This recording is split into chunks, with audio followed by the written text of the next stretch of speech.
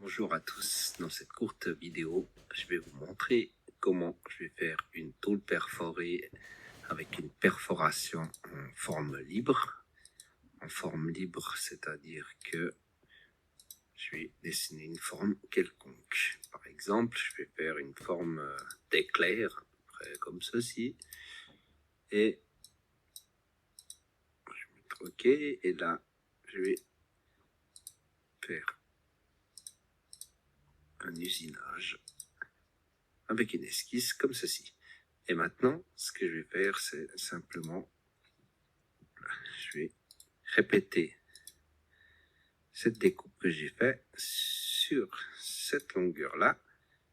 Et j'aimerais peut-être 6 fois.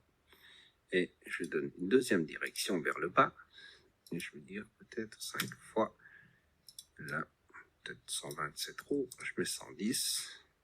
J'appuie sur Enter. Et là, j'appuie sur OK. Et maintenant, grâce à cette fonction, ce que je peux faire, c'est simplement, si tout d'un coup, le client change d'avis, ou l'architecte, comme on connaît tous, ils ne font jamais les choses du premier coup. Et là, ce qu'on peut faire, c'est qu'on modifie l'esquisse, on applique, et ça modifie partout.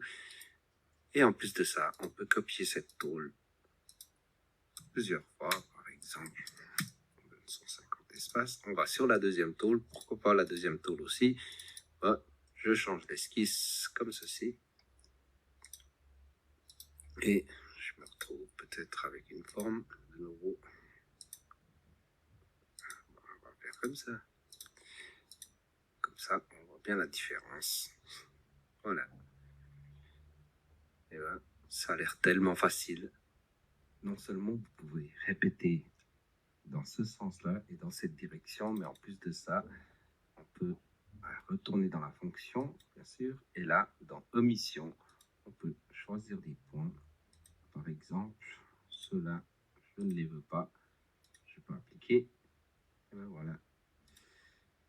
Et encore une fois, sur la prochaine tôle, sur la première tôle, j'ouvre ça, je clique là-dessus et je sélectionne ce que je ne veux pas percer.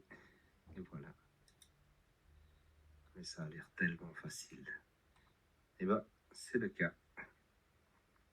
À vous de jouer.